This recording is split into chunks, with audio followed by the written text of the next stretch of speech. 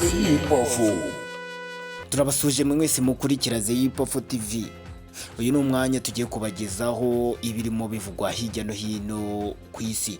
Uyu munsi umunyamabanga wa Leta Zunze Ubumwe za Amerika Marco Rubio yayoboye ishyirwa mukono ku itangazo ry'amahame hagati ya guverinoma ya Repubulika Iharanira Demokarasi ya Kongo na guverinoma y'u Rwanda. Minisitiri w'Ububanyi n'Amahanga Therese Kayikwamba Wagner yasinyiye mu izina rya guverinoma ya Repubulika Iharanira Demokarasi ya Kongo, naho Minisitiri w'Ububanyi n'Amahanga Olivier Nduhungirehe yasinye mu izina rya guverinoma y'u Rwanda.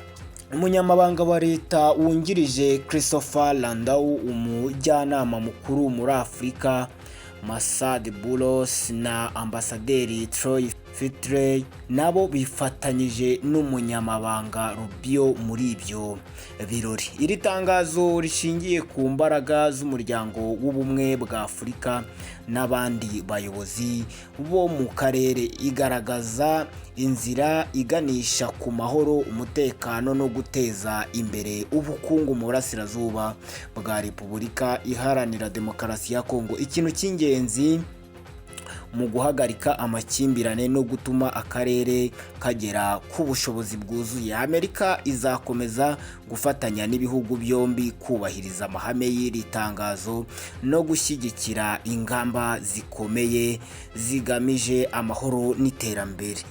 Ingingo zimwe na zimwe zasinywe rero cyangwa se ziri mu byo bumvikanyeho nuko abitabiriye uyu muhango wo gusinya bose bemeranya cyangwa se bemera ubusugire bwa buri wese n'ubusugire bw'akarere, kandi biyemeza gukemura amakimbirane yabo binyuze mu mahoro ashingiye kuri diplomasi n'imishyikirano aho kuba ingufu za gisirikare cyangwa se z'intambara. Abitabiriye bemeranya ku mipaka y'ubutaka yashyizweho kandi bemera kwirinda ibikorwa cyangwa imvugo iyo ari yo yose ibangamira cyangwa kuba hari uwaba yateza kuba habaho ikibazo mu kindi gihugu. Abitabiriye uyu muhango bemera uburenganzira bwigenga bwa buri wese mu bitabiriye kuyobora no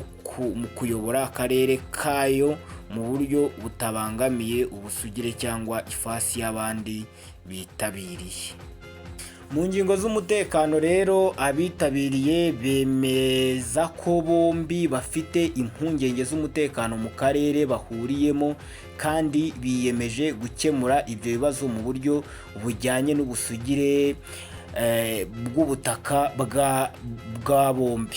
Abitabiriye kandi bemeza ko amahoro, umutekano ari ngombwa mu kongera ubucuruzi bwemewe n'ubufatanye bw'ubukungu bwagutse mu karere.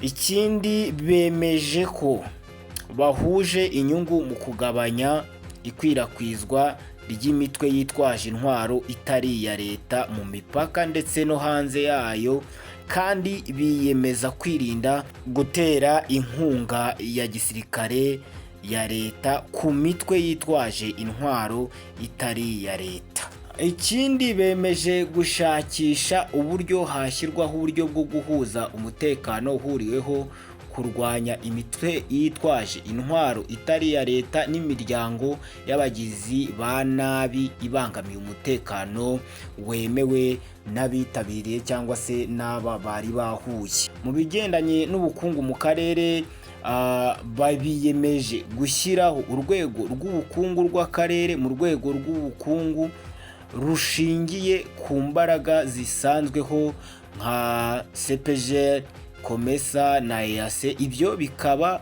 bizafasha abitabiriye kongera ubucuruzi n'ishoramari ry'amahanga ndetse no kurushaho gukorera mu mucyo, kugira ngo abitabiriye cyangwa se ibi bihugu byombi bihungurikire mu mutungo kamere w'akarere binyuze mu bufatanye bw'inyungu n'amahirwe yo gushora imari. Ikindi bateganya ko uru rwego ruzajyana no gutangiza cyangwa kwagura ishoramari rikomeye, harimo n'iyoroherezwa na guverinoma y'Amerika ndetse n'abikorera bo muri Amerika, igamije guhindura ubukungu bw'akarere ku nyungu z'ibihugu byose byitabiriye cyangwa se ku nyungu z'ibihugu byombi byari biri hariya.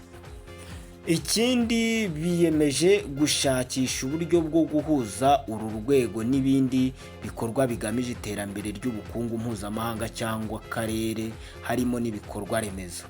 Ikindi biyemeje gutangiza cyangwa kwagura ubufatanye ku byihutirwa bisangiwe, nko guteza imbere amashanyarazi, gucunga parike y'igihugu.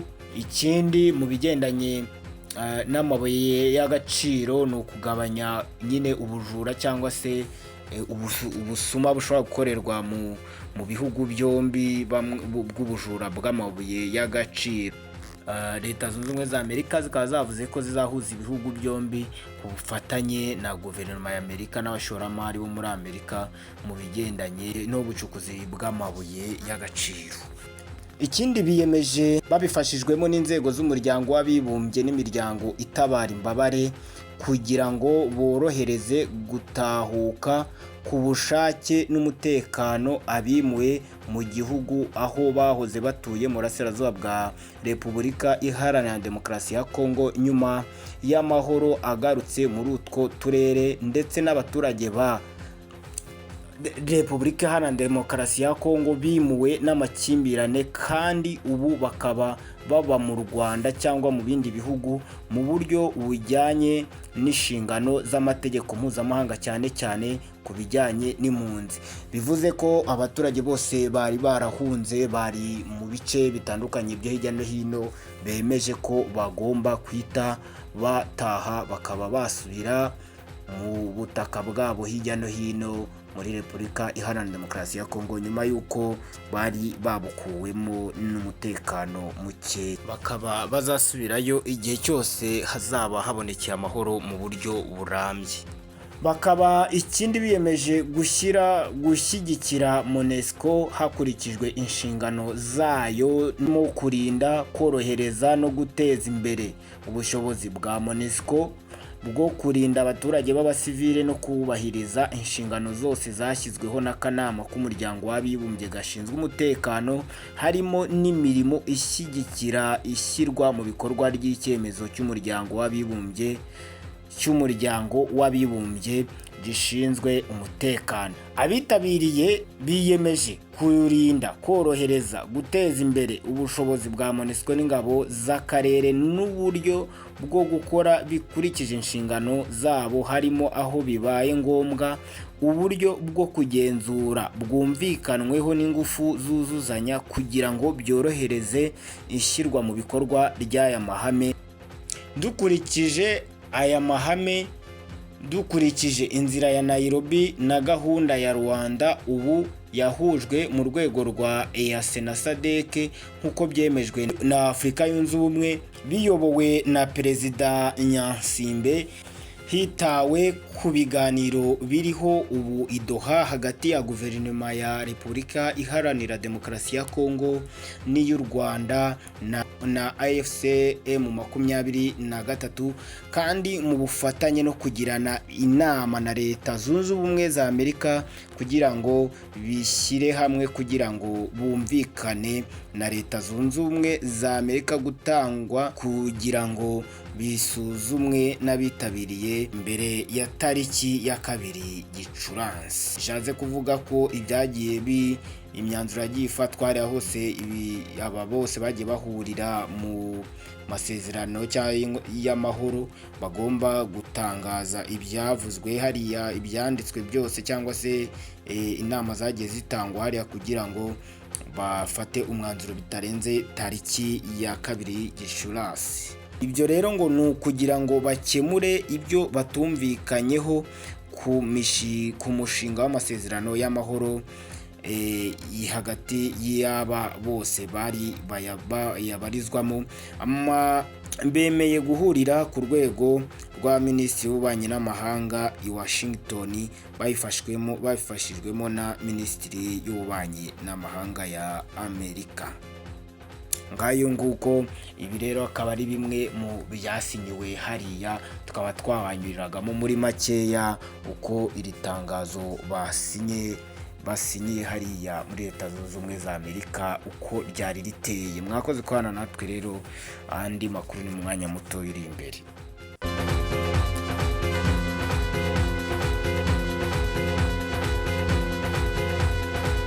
Zipofu